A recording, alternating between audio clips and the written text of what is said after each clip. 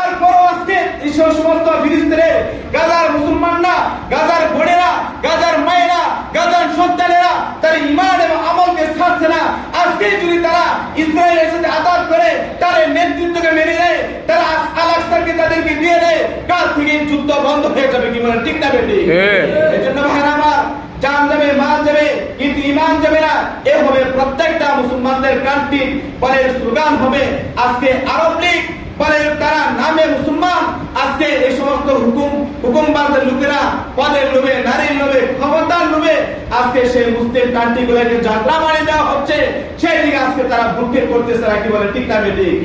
তারা আবু জাহেল, আবু লাহাবের সমর্থন চুরি করে তা আল্লাহর জমিনে তাদের জানাজা দেওয়া হবে না। যদিও তারা মুসলিম কান্ট্রি রাষ্ট্রপ্রধান হোক না কেন, যদি তারা মুসলিম দেশের রাষ্ট্রপ্রধান হোক না কেন, কোন আলেম ওলামায়ে কেরাম তাদের জানাজা দিবে না। কি বলেন ঠিক না বেটি? কারণ যারা কোরআনের পক্ষে থাকবে তারা আল্লাহর কথা বলবেই বলবে। কারণ যারা কোরআনকে সংবিধান বানাবে তারা ইসলামের কথা বলবেই বলবে। তারা কোরআনকে যারা গাইডলাইন বানাবে তারা ফিলিস্তিনের পক্ষে থেকে ইসরায়েলের বিরুদ্ধে যুদ্ধ করেই যাবে। কি বলেন ঠিক না বেটি? আল্লাহ আমাদেরকে ঈমান এবং আমল, কোরআনকে সংবিধান নিয়ে চলার তৌফিক দান করুক। ওয়া মা আলাইনা ইল্লা